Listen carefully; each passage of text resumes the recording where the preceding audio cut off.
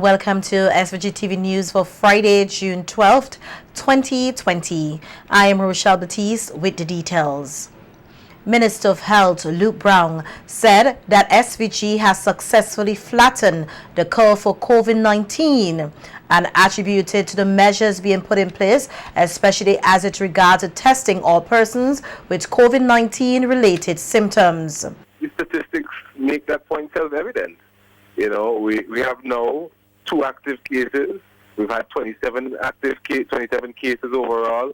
We know that a significant chunk of those cases, I think it is as much as 17, were connected to a certain high-risk group, and in particular sailors who have come home from abroad. We have managed to contain it through an aggressive testing strategy. We've done up to well over 600 tests to date. In fact, the most recent number of tests performed, as reported yesterday, was 643. So we have been pursuing it aggressively. And our strategy is very simple. And the first tenet of that strategy is to see if we could identify all COVID-19 cases and isolate them. Because like a fire, if you find the flames and you put those flames out, the fire does not have the chance to spread. Minister Brown said that with airports reopening, he's optimistic that SVG is in a better position to flag any COVID-19 symptoms. We're probably going to see more and more flights per day, you know, and I don't know if there's going to be any imminent cruise ship arrival, but we could certainly expect to see more and more flights per day as Vincentians who've been abroad for some time make their way home. I understand that there is a flight on of Caribbean Airlines from Trinidad to St. Vincent, and that flight is oversubscribed. I hear that the Caribbean heads of government met yesterday, and the conversation was about creating a bubble to facilitate inter-regional travel and the protocols which should be applied to this particular inter-regional travel, and whether or not it might be necessary to carry out tests or if we resort to other screening mechanisms. So the conversation is in full flight because people want a return to normalcy as soon as possible, but in the safest possible terms. And the country now has 3 PCR machines to conduct in-country testing for COVID-19. 2 of the 3 machines with accompanying test kits donated by the Taiwanese government arrived in the state today. This is according to Minister of Health Luke Brown, who said that the first official PCR in-country testing for COVID-19 will be done on Monday. The health minister said that the delay in testing was due to intense training being conducted with 5 lab technicians from the ministry and another 5 from the private sector. Training has been conducted. I think it is perhaps wrapping up today, and we should be able to do our first PCR test, official PCR test from that site as early as Monday. You know, we were hoping to be able to start these tests a little bit earlier, but we had to postpone the launch date because of the need to reschedule some of the training sessions that were proposed by FAO. Minister Brown pointed out that with the 3 PCR equipment now in country, it will allow more diseases to be tested with advanced testing for certain diseases in the country. You take influenza as a case in point, or the flu, as it is popularly called. We have diseases such as dengue and chikungunya, which we confront on an ongoing basis from time to time. We have proficiency in these areas as well. And what we're basically setting ourselves up to be is a leader in the area, because we could have some research activity going on at the lab. The Ministry of Health, in collaboration with the Ministry of Transport, has approved an increase of the number of passengers allowed on public transportation. The Health Minister told SVGTV News this will take effect on July 1st, 2020. The situation with respect to the limits applied to public transportation vehicles is always under review, and I think that the limit to be applied effective June 1st is being changed. The details of the new limits were published in my most recent update, and it's basically a situation where you have 18 seaters being allowed to take 14 passengers 25 and 26 seaters having a maximum allocation of 20 passengers, and 29 seaters a maximum allocation of 23 passengers. So you see, it's a fluid situation. We're trying to, as always, maximize the health benefits, as always, take into consideration the maximization of the economic benefits, because this is not something that you could manage in a straight line. You have to be attentive to the nuances so that all stakeholders in our society feel as if the government is doing its best to protect their interests in all these circumstances. More than 1,300 Vincentians have so far applied for unemployment benefits with the National Insurance Services, the NIS. This was noted by Prime Minister Dr. Ralph Gonsalves on radio on Wednesday, where he addressed a number of issues relating to the government's COVID-19 stimulus package. PM Gonsalves said the monies for the unemployment benefits will come from a government. However, NIS was charged with the responsibility of processing the unemployment benefit claims. Of the number of persons who are on the unemployment benefits program, a total of 1,321 claims were made, and up to that date they had processed 1,076. That's for the unemployment benefits. That is what the NIS is paying for. But you know, in relation to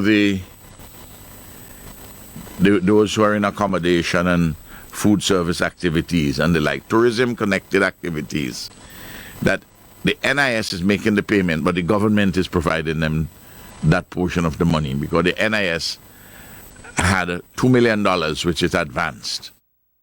In addition to the 1,321 persons who applied for unemployment benefits, more than 1,400 persons from the tourism sector have applied for financial support from the government. PM Gonsalves said they have already made arrangements and allocated the funds for the NIS to make payments to these persons. He said he anticipates the number of persons seeking financial support to increase by the end of July, and if this is the case, the government will have to source additional funding.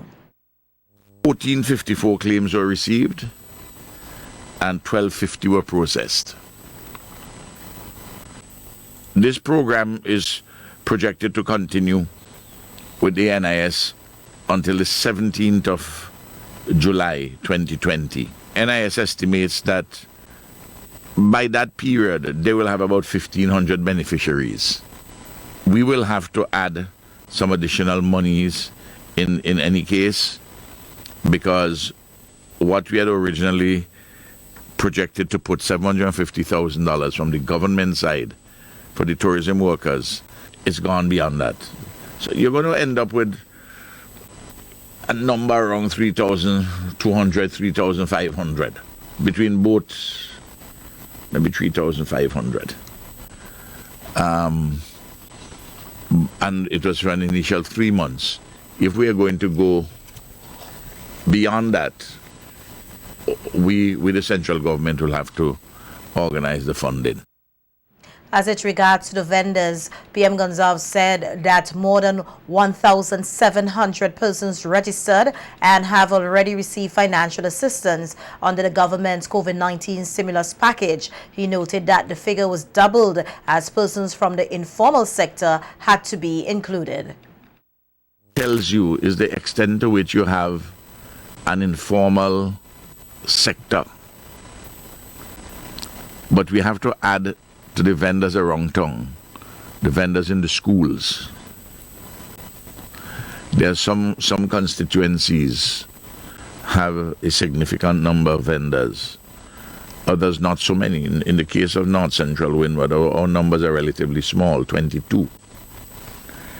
And in North Central we have the primary schools at Connery, Park Hill, South Rivers, Byra, Georgetown, plus the Technical Institute.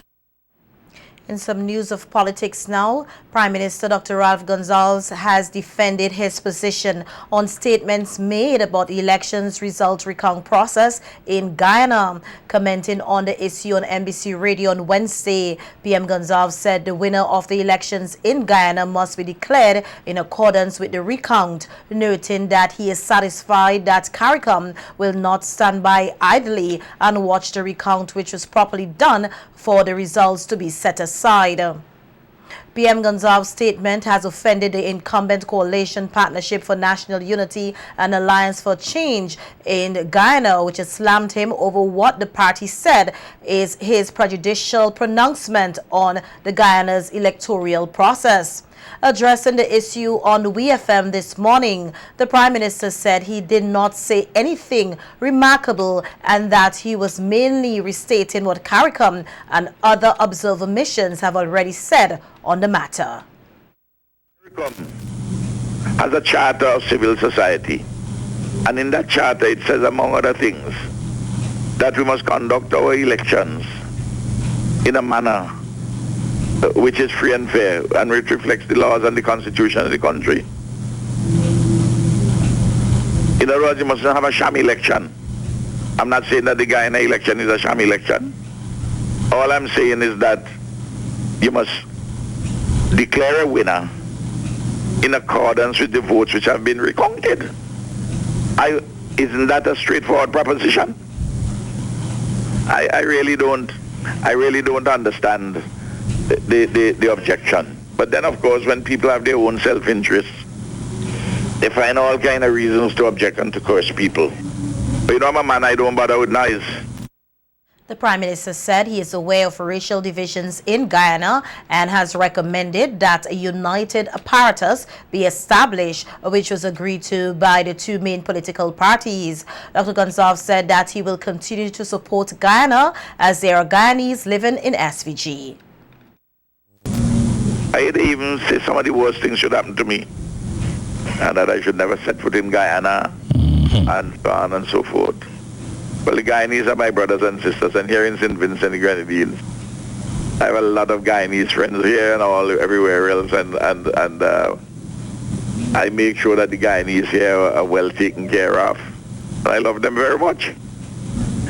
You recall, about 2 years ago, I went to Guyana. When I came back, I encouraged business people to look to Guyana. Remember that? Yes. I said that's the new development frontier. Of course, this big argument now is taking place against the backdrop of a big oil bonanza. And in other news, opposition Senator K. Bacchus-Batiste says it is time Vincentians stand in their truth and not be afraid to speak up against wrong. Bacchus-Batiste was at the time addressing an NDP's virtual meeting last evening. Let us champion the politics of hope. Help our people excel. Not division and hatred. Hope for our young people. The young people who want to start a business. Those civil servants who are fearful. Listen to me, my people. I have had feedback from many civil servants who are afraid to express their opinion, from the top to the bottom. Let us bring back the days of the career civil servant. Civil servants who did their jobs regardless. What is happening now? Ministers intervening and telling them what to do, stifling them. Bacchus-Batiste added that being an independent thinker is key to liberation, which means not being dependent on government. Is it?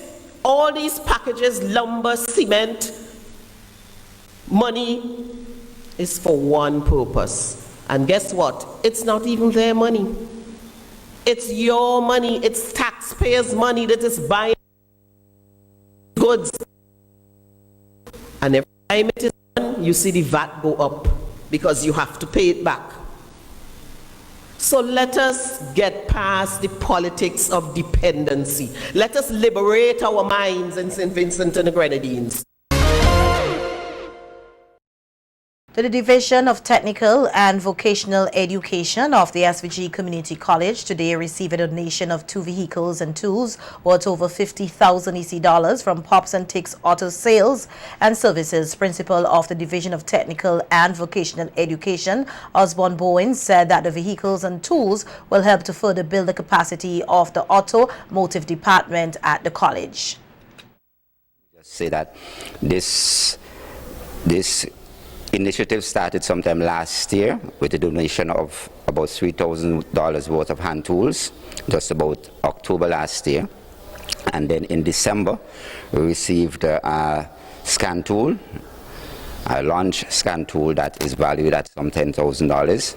And today we are receiving a Suzuki Jimmy and a Toyota Passo, both vehicles combined value of over $40,000. And we are pleased to say at this time, with a combined contribution of over $50,000 from Pops and Ticks Auto, that the division is receiving one of its largest donations to date from corporates in Winston and Grenadines. And as Mr. Scott indicated, this is the way that it ought to be.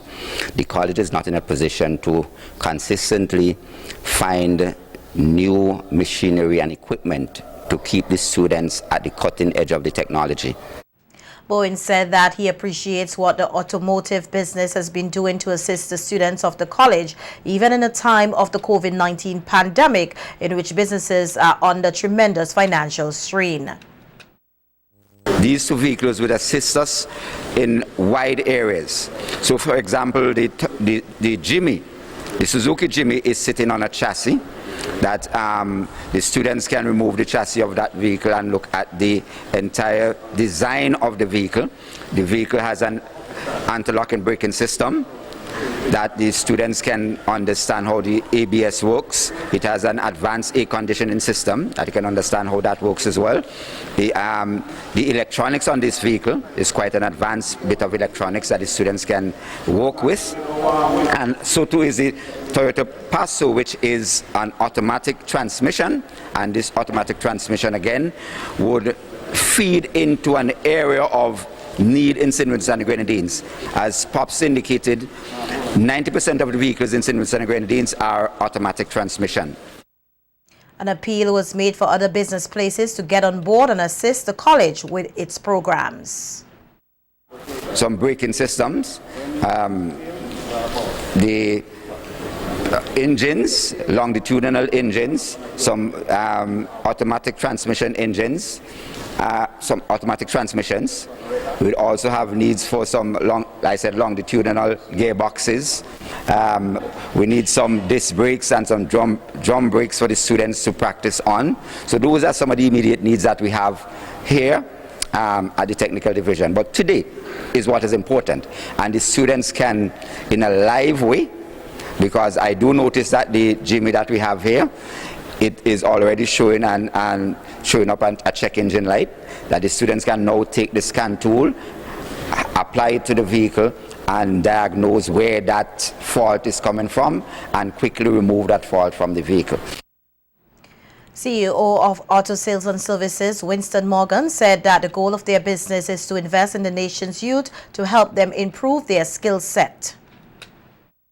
Make them better, let's say, technicians going forward.